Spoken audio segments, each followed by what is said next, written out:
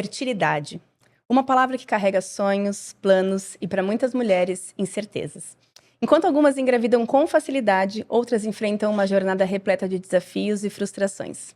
No mundo de hoje, fatores como alimentação, ambiente, estresse e até produtos do dia a dia podem afetar nossa saúde reprodutiva sem que percebamos. Mas por que engravidar tem se tornado tão difícil? O que a gente pode fazer para mudar essa realidade? Hoje, no Gestarcast, recebemos a doutora Vanessa Heinrich, ginecologista e especialista em reprodução humana, para desvendar os desafios da fertilidade, identificar sinais de alerta e discutir caminhos para uma gestação mais segura e saudável. Seja muito bem-vinda, Vanessa. Muito obrigada pelo seu aceite a estar aqui com a gente. Realmente, para mim, é uma honra. Já te falei aqui nos bastidores, eu sou uma fã do seu trabalho, acompanho há muitos anos. Tenho um grande orgulho de estar aqui na sua frente hoje para desvendar aqui alguns mistérios, alguns mitos desse assunto tão importante que é a fertilidade. Então, mais uma vez, muito obrigada por estar aqui. Obrigada a você, Thaís, pela lembrança do meu nome. Uma honra estar participando desse projeto tão interessante e começando com você aqui, né? Vanessa, eu queria te perguntar, eu queria tirar essa dúvida, né? Quando a gente vai falar sobre a infertilidade da mulher de hoje, a gente sabe que cada vez mais a gente quer tentar controlar o nosso momento ideal de engravidar. Então, a gente passa a vida inteira evitando uma gestação, né? Essa é a história da mulher, né? A gente, a partir do momento da menstruação, essa mulher tem muito medo e acha que vai engravidar no momento certo, o ideal que ela entende como. Perfeito. E aí ela vai postergando e cada vez mais nesse mundo que nos consome a gente vai empurrando. E hoje a gente tem uma grande quantidade de mulheres enfrentando a realidade de não controlar este momento que ela gostaria que acontecesse na hora que ela escolhe, né? Então, a gente tem mulheres vivendo uma infertilidade, uma dificuldade de engravidar. Então, eu queria entender um pouquinho de você, o que a gente define como infertilidade, até onde muda uma dificuldade de engravidar para realmente a gente ter um diagnóstico de infertilidade, né? E quem são essas mulheres que chegam no seu consultório, quais as histórias que elas trazem, né? O perfil dessa mulher hoje, quem são elas, Van? Eu gosto de falar que, assim, a infertilidade, esse conceito de você não conseguir conceber, talvez o ideal seria a gente dar esse diagnóstico de uma pessoa ou um casal infértil no final da vida reprodutiva, né? A pessoa chegou lá com 50 anos, não conseguiu engravidar, falou, olha, realmente você era infértil, né? Porque a gente tem um espectro, na verdade, de um casal que é mais fértil, que engravida mais rápido, o casal que é menos fértil, mas muitas vezes é uma questão de tempo. E esse casal, a maioria deles vão engravidar. Mas a gente não tem hoje tempo. Uma coisa que a gente não tem é tempo, a gente tem pressa, ansiosa. E a gente precisa colocar alguns marcos, alguns limites de tempo para entender momentos que a gente deve fazer alguma intervenção, né? Seja de investigação ou mesmo de um tratamento. Então, a Organização Mundial de Saúde define infertilidade, que é a incapacidade de conceber, de engravidar, né? E não é ter um bebê no colo, isso é diferente, porque a gente tem outras situações, que é perda gestacional de repetição, perda de uma gestação, enfim, que são outras situações. Mas a OMS define que seria a não concepção, não conseguir conceber, com 12 meses ou 12 ciclos de tentativas com relações sexuais desprotegidas e frequentes no período fértil. Quando a gente tem um diagnóstico de infertilidade, não significa que aquele casal ele é absolutamente infértil. Eles ainda podem, e muita gente vai conseguir engravidar nesse processo, né? Quanto mais tempo sem engravidar, maior a probabilidade da gente ter algum fator ali grave de infertilidade que precisa ser tratado ou que diminua as chances de uma gestação natural acontecer, né? Mas esse limite ele é importante para a gente intervir, né? Investigar e tentar identificar quais são esses fatores que são corrigíveis, né? Uma cirurgia, um remédio, uma anovulação, seja por um ovário policístico, com um fator masculino. Às vezes é um erro do casal ali, a gente vê muito isso. Então, já te adiantando, assim, uma causa de infertilidade hoje, é óbvio, idade e adiamento da gestação é a primeira, mas agenda e fazer pouco sexo, eu diria que é uma muito grande que as pessoas não vão dizer. Nossa, e elas chegam no consultório e no meio da história a gente identifica, cara, não tem relação sexual no momento certo ou em frequência exata, né? Porque você precisa cobrir aquele período fértil ali com E você, quando tem relações sexuais frequentes, é difícil você errar o período fértil, que ele não é Sim. tão pequeno. Sim. Né? Então, essa questão de agenda e dificuldade na frequência sexual é um caso importante no consultório. Hoje, isso é uma causa moderna também, né? Exatamente. Isso diz muito dessa mulher moderna, né? Exato. A gente te perguntei quem é essa mulher. É Sim, essa, que não tem é tempo essa. nem pra isso, Nem pra né? isso. Então, Deixou sexualidade, relacionamento em segundo plano. Ela chega em casa, ela não tá lá arrumada, bonita, esperando o marido. Ela tá chegando do trabalho descabelada. isso. Tem que cuidar do jantar, do blá, blá, blá, blá, blá. Não tem energia pra namorar. Ela não consegue... então, eu digo que ela gasta a última energia dela pra tirar a maquiagem, E né? olha lá. Aí o que sobrar vai pro relacionamento. Então, esse é o motivo. Mas voltando pro fator de infertilidade, para o que é o diagnóstico da infertilidade, a infertilidade é isso, né? E aí, o que isso marca pra gente? Opa, cheguei num limite, indique provavelmente quem chegou até aqui e não engravidou tem menor chance de engravidar depois disso. Preciso identificar se eu fico tentando ou se eu preciso de um método adicional de um tratamento para engravidar. Então, o diagnóstico de infertilidade não muda. O que a gente muda é, dependendo da idade da mulher, a gente antecipa esse diagnóstico de investigação para 6 meses de falha numa paciente que ela tem mais idade. Porque a gente já sabe que ela vai começar a ter um fator de impacto muito grande negativo na fertilidade, que é a idade. Então, com 35 anos ou mais, 6 meses de tentativas é igual a investigação. Ela só vai ter o diagnóstico de infertilidade com 1 ano. E pode ser que ela ainda nem seja infértil realmente, ela seja subfértil. Ela só precisava de mais tempo para engravidar. Ótimo.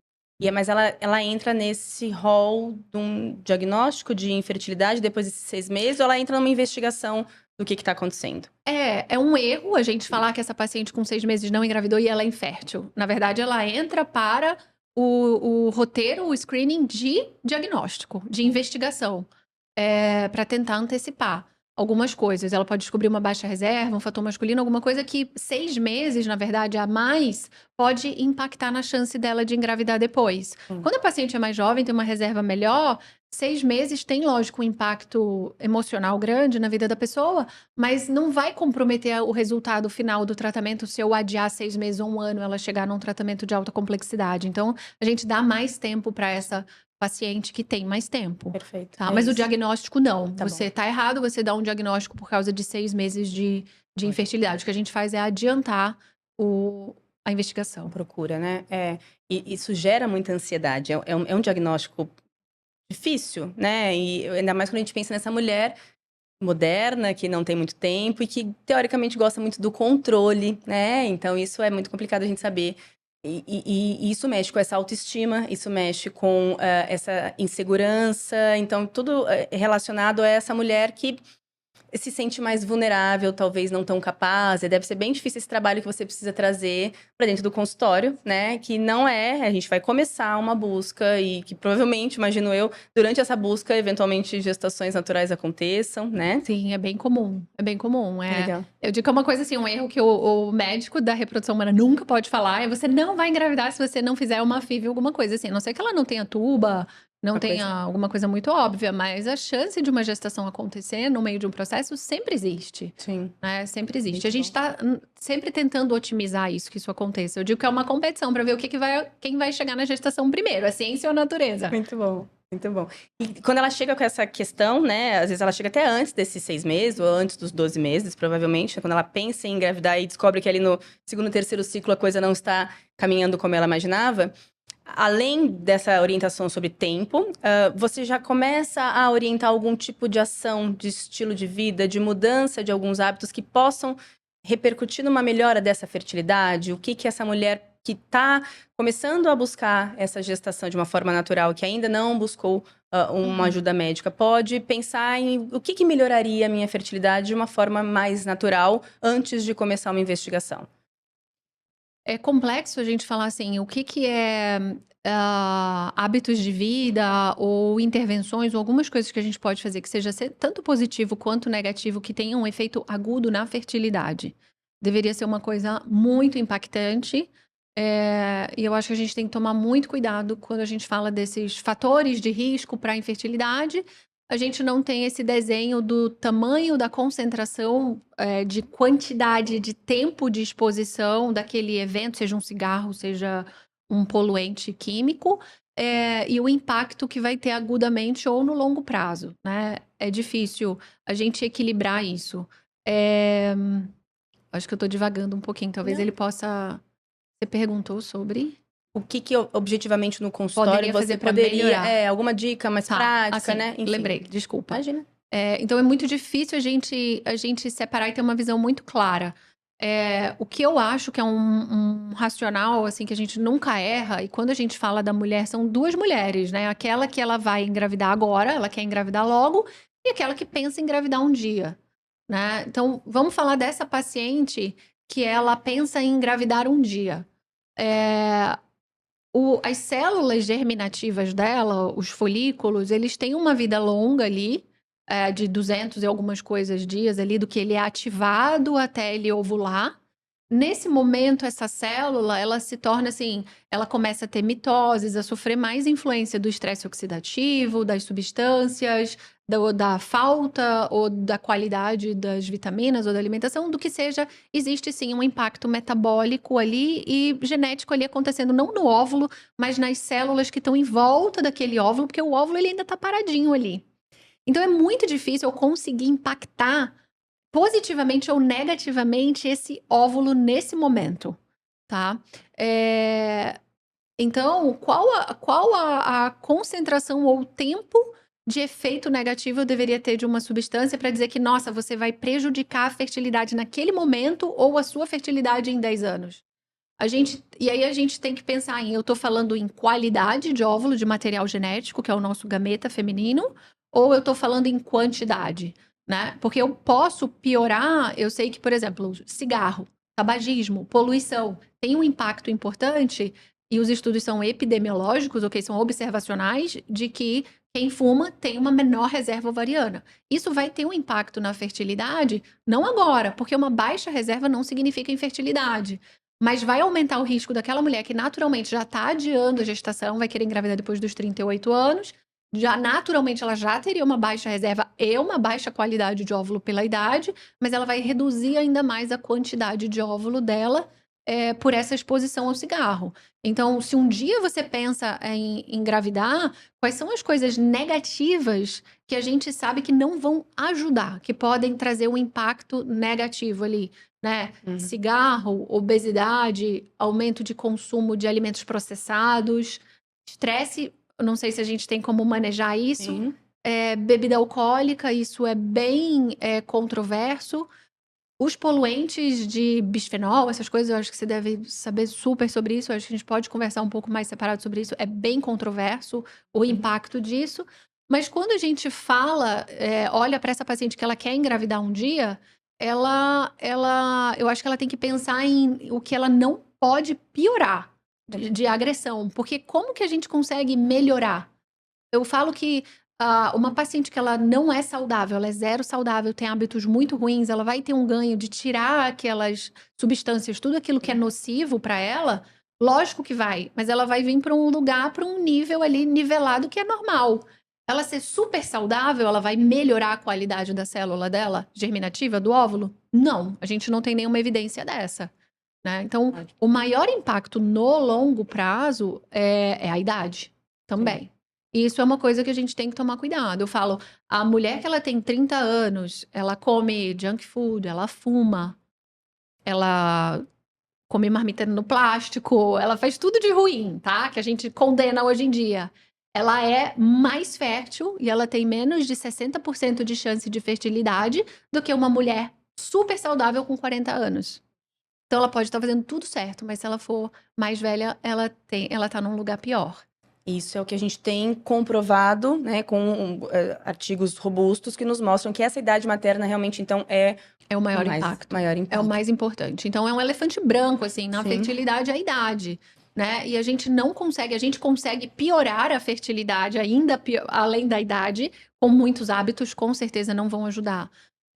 Mas então, falando dessa mulher que quer engravidar um dia, eu acho que são essas coisas óbvias, né? Sim. De você reduzir o dano no seu organismo, as suas células estão ali, mas o que eu falo é, essas células, de alguma forma, elas estão quietas, quiescentes ali, com uma taxa metabólica de divisão celular nula, de taxa metabólica muito baixa.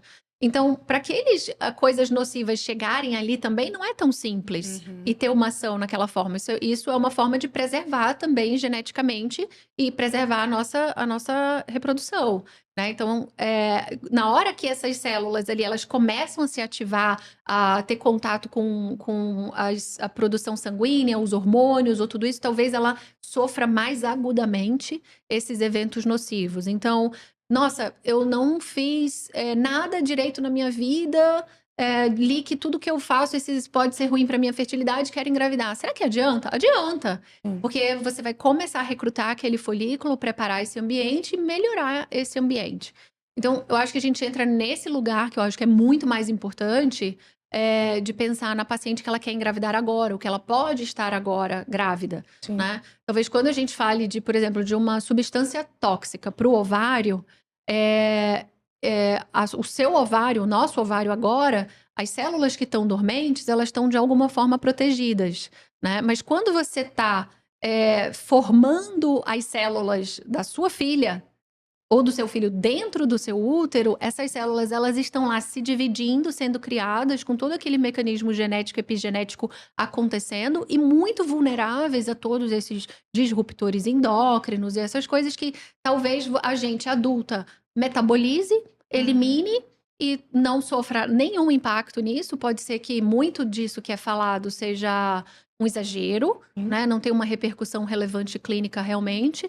Mas naquele feto, naquelas células iniciais ali, naquele processo de gestação, isso seja totalmente relevante, porque aquele feto não tem uma forma de metabolização, detoxificação dessas substâncias endócrinas, tem aquelas células que ainda não estão dormentes, estão se dividindo, e essa criança pode nascer, por exemplo, com uma reserva ovariana reduzida. Né? Então, por exemplo, mulheres que fumam ou que têm consumo de cigarro ali, passivo que seja, e estão grávidas de menina, isso é um fator de risco importante e relevante para a baixa reserva dessa menina. Que interessante, né? O impacto dessa gestante. Isso é uma coisa relativamente nova pra gente pensar, Vanessa, pelo menos na faculdade, quando eu que não fiz obstetrícia, né? Não me era um tema tão falado, a importância do cuidar dessa mulher gestante, pensando inclusive no bebê e na sua fertilidade, né? Desse embrião, desse feto que está em desenvolvimento. Porque a gente fala muito isso, como é que essa mulher adulta que quer engravidar, o que ela pode fazer? Mas se a gente puder olhar lá atrás, né? Então, essa mulher já grávida, como ela pode ajudar a filha, né? A ter uma fertilidade, o filho ter ali uma capacidade reprodutiva melhor, né? E isso é tão impactante pra gente. Então, acho que isso provém ali de estudos mostrando a importância dessa gestante estar num ambiente mais adequado possível, onde ela sim pode manejar alguns hábitos de vida, repensar algumas ações, visando esse bebê em formação, né? E isso é tão relevante. A gente falar que essa mulher ela tem que ser preservada, então, de estresse, eventualmente, claro, muito difícil, mas manejado e entendendo a repercussão que isso trará, né, para esse feto. Quando a gente fala de disruptor endócrino, então, talvez essa mulher ela não é tão suscetível durante algum período da sua vida, já que ela está ali segura por um formato de proteção do corpo, mas ela está vulnerável nesse momento da gestação, colocando o seu feto em vulnerabilidade que está nessa grande transformação ali, em multiplicação. Então, isso é super relevante, né? Pensar nessa gestante como um ser que precisa realmente rever ou adaptar muitas ações. Isso, no consultório, isso você consegue fazer? Você consegue ver como isso acontece? Como é que é isso no dia a dia? Dessa mudança de hábito, desse cuidado?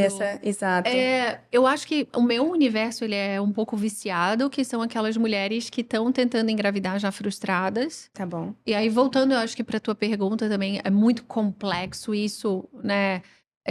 Desse universo de culpa, dela se cobrar, e eu me preocupo um pouco com essa enxurrada de informação, que eu acho que é muito benéfico que a gente tem, mas aumenta talvez o nível de cobrança, de exigência da mulher em cima das coisas que ela tem que fazer, o que é responsabilidade dela. Perfeito. Né? E isso é uma carga difícil. Ao mesmo tempo que é muito bonito, é muito poderoso você entender todo esse poder que você tem daquele feto ali vulnerável e da geração que vai vir de você ali, eu acho que é um peso grande. Sim. Né? E trazer isso para esse universo da infertilidade nem sempre ajuda.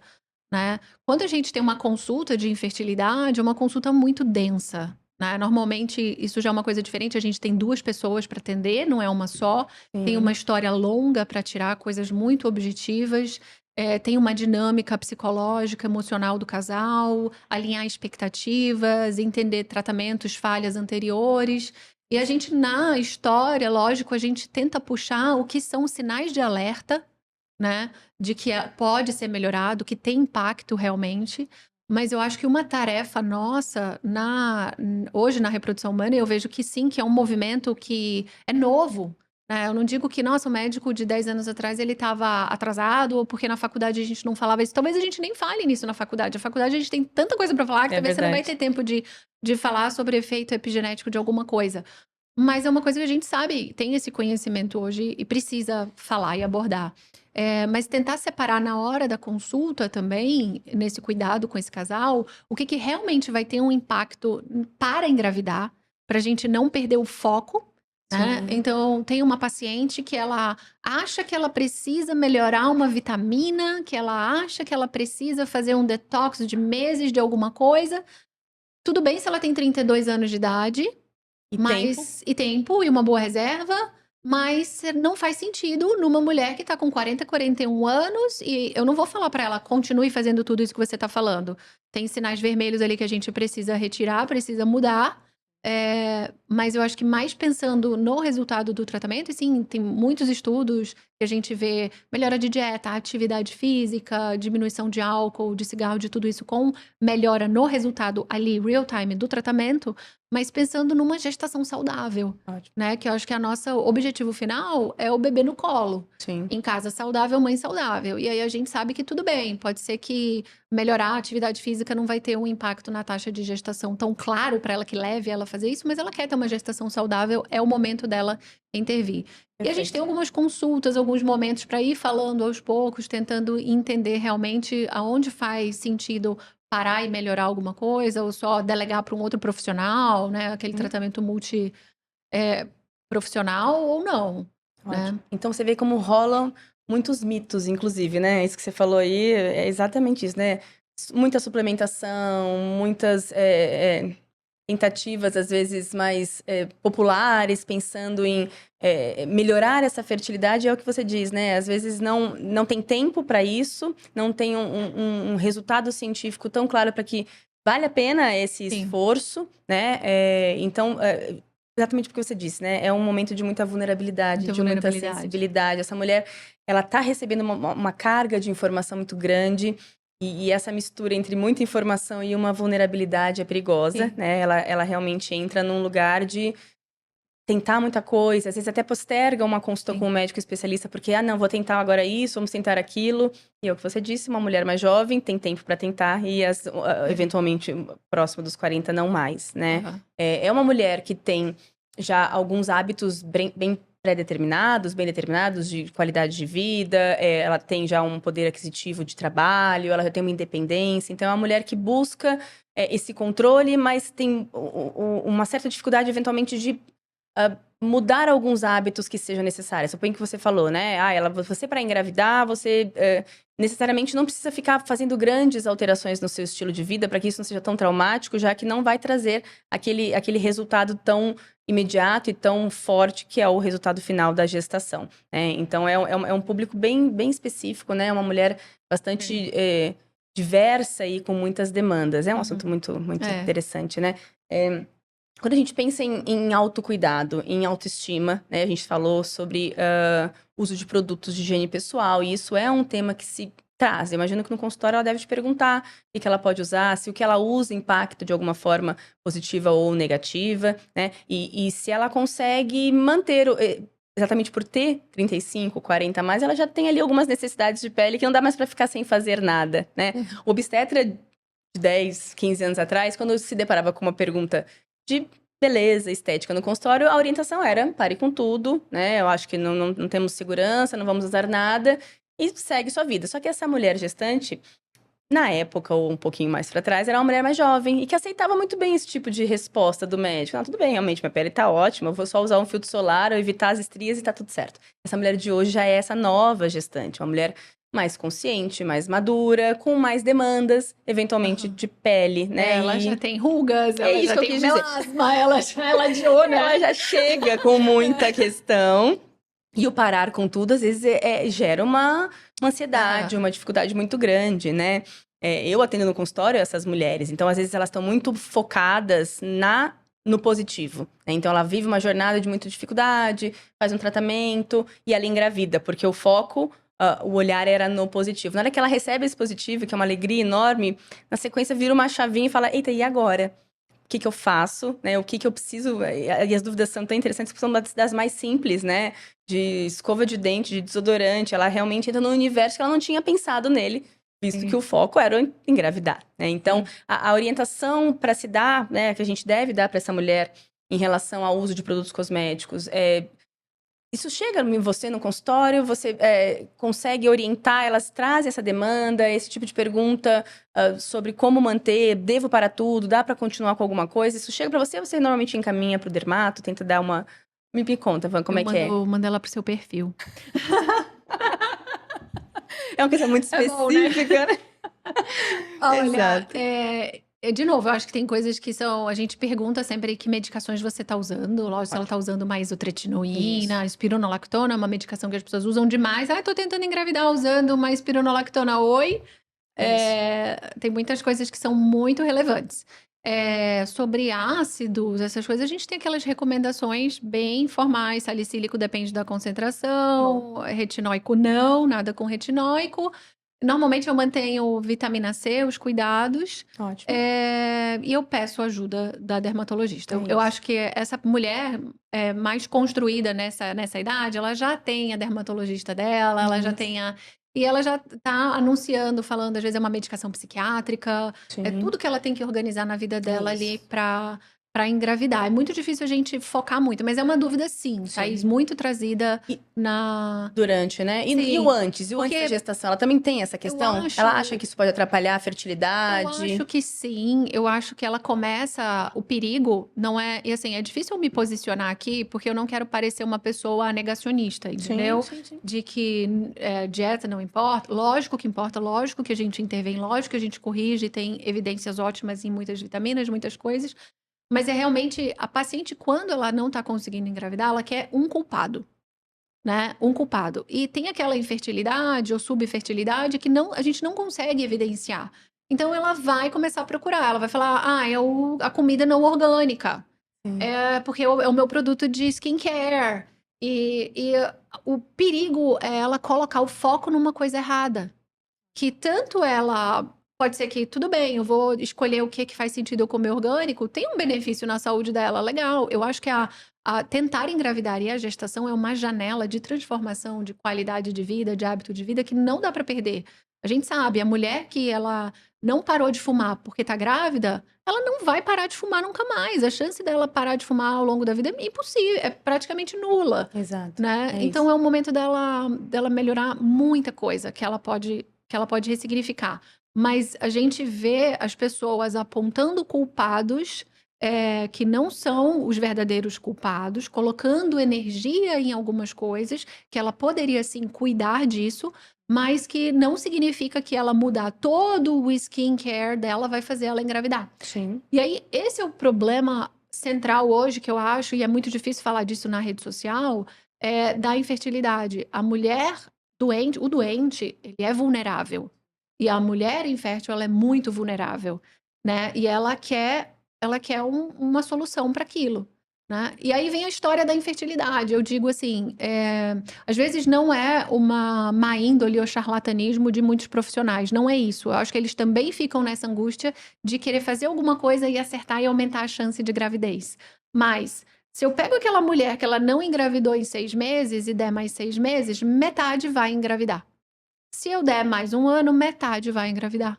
Se eu der mais um ano, metade vai engravidar. Sem fazer absolutamente nada. Então, se eu pego e dou vitamina para um grupo e outra para o grupo... A que usou vitamina, ela vai dizer, foi a vitamina. Sim. Eu fiz um procedimento maluco sem evidência. Foi isso. Sim. E você sempre vai ter aquelas pacientes que vai aderir, que vai fazer isso, que vai engravidar.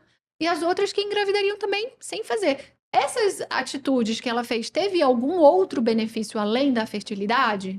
Então vale a pena fazer. Ótimo. É isso. Então não vai trazer um ônus para ela, vale a pena. Perfeito. Mas eu acho que esse é um cuidado importante. Não selecionar um culpado que não existe e tirar o foco do que é importante. E é tão comum, né? Entra nessa situação de tabus, de mitos, dessa mulher ser a culpada da questão exatamente buscar uma ajuda. Ela tá precisando de um culpado. Você falando disso, eu tenho algumas situações assim que me chocam bastante, sabe? Que de me chamar a atenção quando eu vejo. Primeiro aquela paciente que ela fez tudo. Ela tá 1 ano ali sem colocar uma gota de álcool na boca, sem usar maquiagem, sem nada. E aí ela não conseguiu engravidar e aí ela joga tudo pro ar. Enfia o pé na jaca, diz, cansei, entendeu? Porque eu fiz tudo. E aí ela fica naquele 880, É isso. sabe? E volta para aquilo tudo.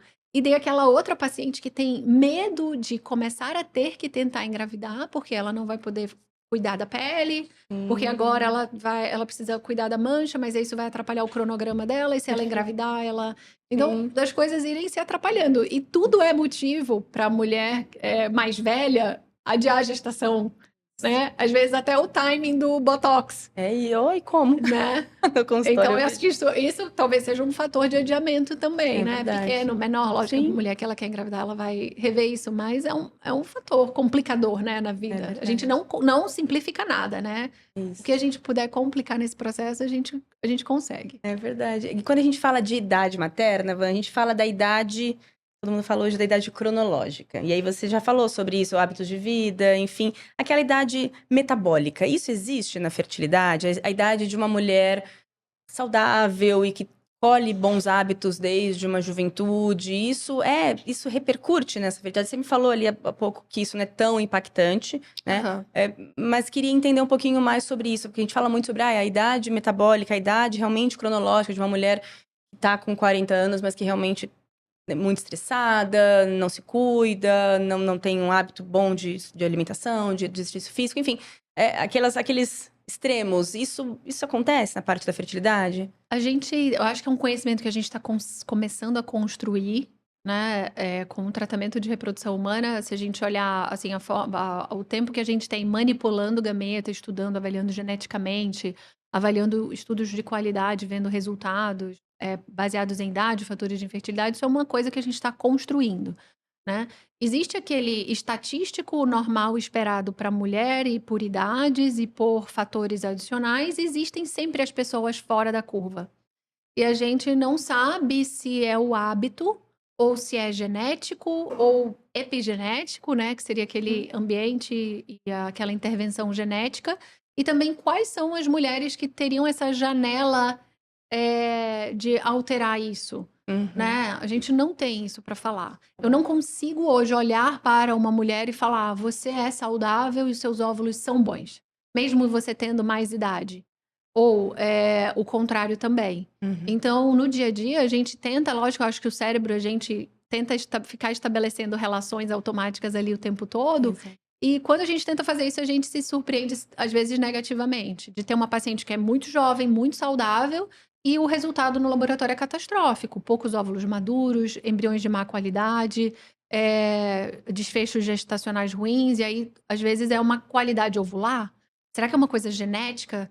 Será que foi uma injúria que ela sofreu de uma toxina, de uma doença, de alguma coisa na adolescência, na infância ou na barriga da mãe? A gente perde essa janela. E como tem mulheres incríveis que, às vezes, elas não passam naquele filtro ali de julgamento de se ela é saudável ou não, mais velhas e que têm resultados incríveis. E que você não apostaria que ela teria bons resultados, de muitos óvulos, muitos embriões bons.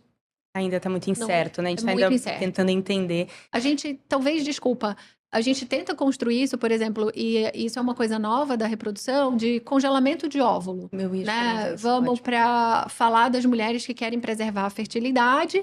E hoje um problema que a gente tem tá bom, congelei esses óvulos, mas o que significa? Será que eu tenho um embrião, uma gestação? Será que ela pode ficar realmente tranquila ou não? de ter marcadores de qualidade desse óvulo, inteligência artificial, ferramentas de inteligência avaliando esse óvulo para dizer o potencial daquele embrião, daquele óvulo gerar um embrião ou não, porque nem todo óvulo é igual, nem sempre pela idade também a gente tem essas variações. Mas a gente não tem isso, um relógio metabólico, relógio cronológico, relógio Não é tão... reprodutivo. Hoje não. E quando a gente fala de congelamento de óvulos, né, é um outro grupo de mulheres também, seguindo essa tendência de um controle do momento ideal para a gente engravidar, né? E existe, então, todo um estímulo para que ela seja coletado, esses óvulos. E esse período, ele é um período vulnerável para ela, para essas mudanças, para essas exposições a ambiente, a hábitos, porque ela está mexendo num ambiente onde ele vai ser estimulado para que você consiga captar o máximo possível de óvulos, né?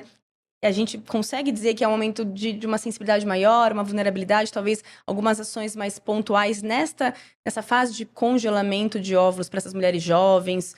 Isso seria relevante? Acho que sim, e os estudos mostram que sim. Também são estudos que têm muitas fragilidades de qualidade, enfim. Mas é um período muito intenso, muito curto, e a ideia da estimulação ovariana é você dar um hormônio numa quantidade para, ao invés de crescer um folículo, um óvulo só, crescer todo aquele potencial que está ali no ovário que seria destruído daquela leva, daquela corte.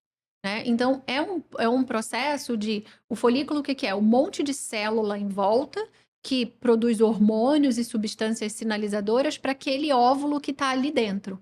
No final desse processo, então, de 15 dias de estímulo, nas últimas 30 horas desse processo, esse óvulo ele vai ser acordado e voltar a se dividir ali. Né? Então, mas ele está em comunicação com aquele líquido do folículo e com aquilo que está acontecendo externamente de alguma forma. Ele está muito mais protegido? Tá.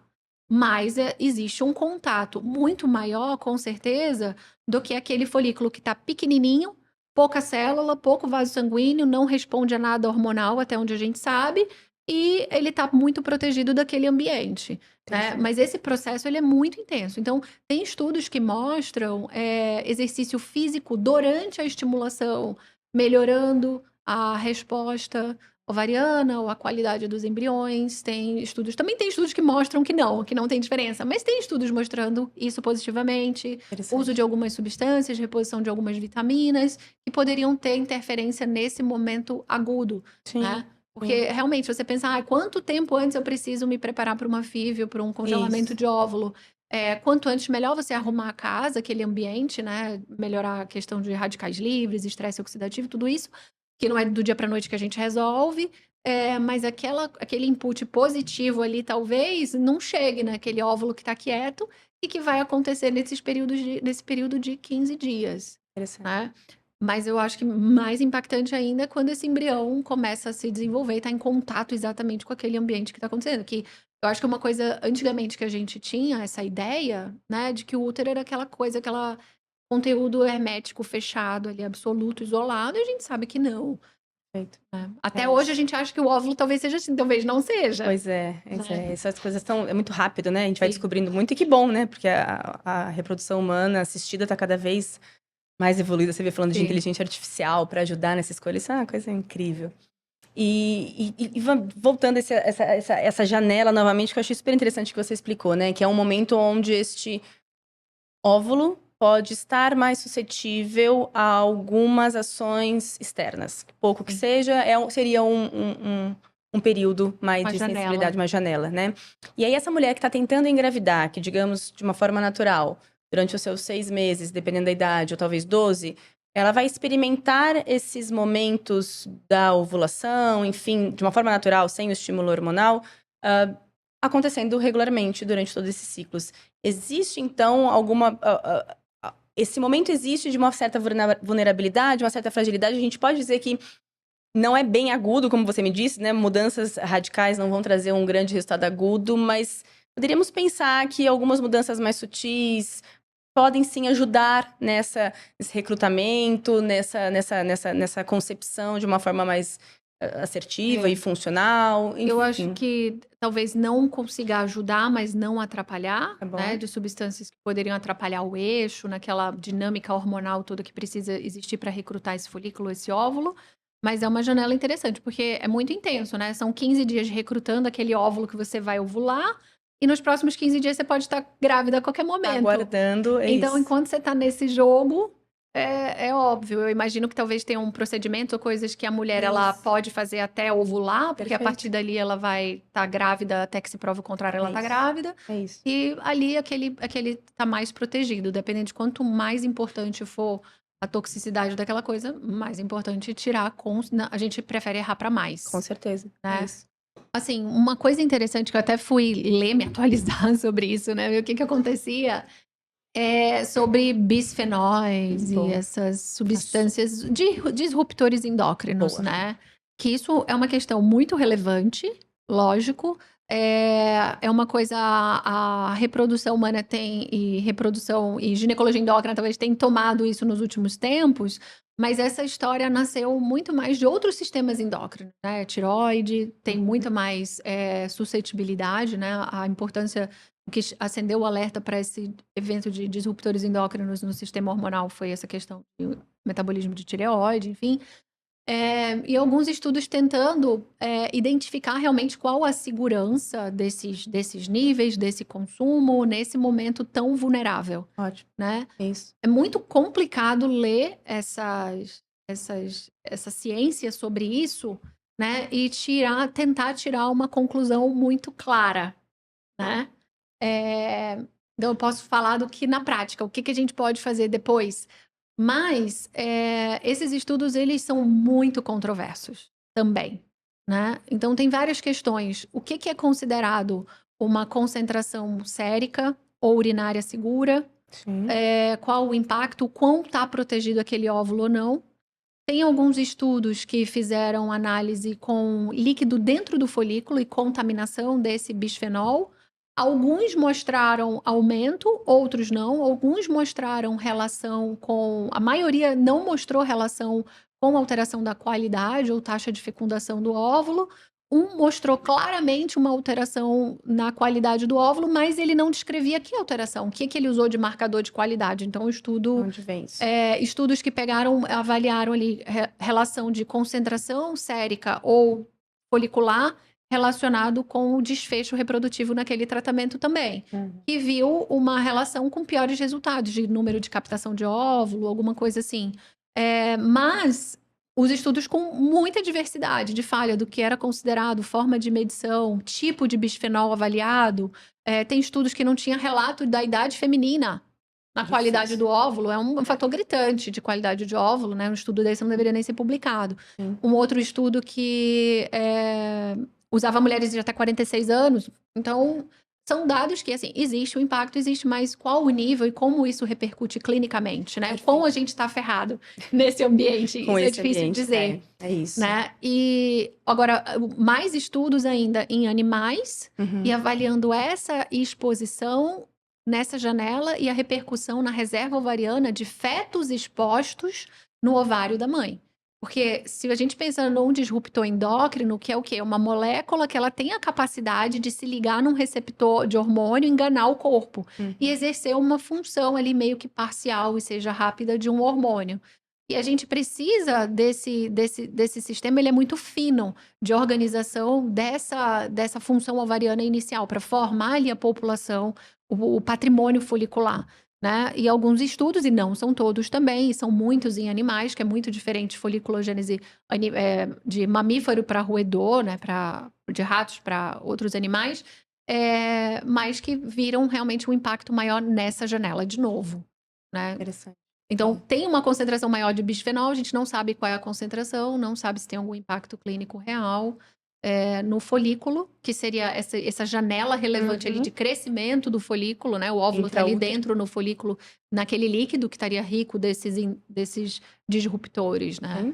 Sim. A gente tem os parabenos, a gente tem os fitalatos, a gente tem algumas fragrâncias, que sabe também que tem uma quantidade enorme de substâncias mais sintéticas, mas sempre é muito difícil a gente fechar e colocar um culpado único, né? Essa é a grande dificuldade dos estudos virem, bater o martelo e dizer que acontece isso ou aquilo, né? Mas na dúvida, imagino eu, quando a gente pensa em informação, essa gestante acaba mudando algumas ações, porque se existe alguma possibilidade, por mais que cientificamente não esteja batido o martelo, quando trata-se do nosso bebê, da nossa gestação, a gente coloca isso numa balança e busca ações, né? E como você disse, se não vai fazer mal, né? E pode trazer algum benefício para ela e quiçá para o bebê, obviamente, é uma troca inteligente, é uma troca consciente, né?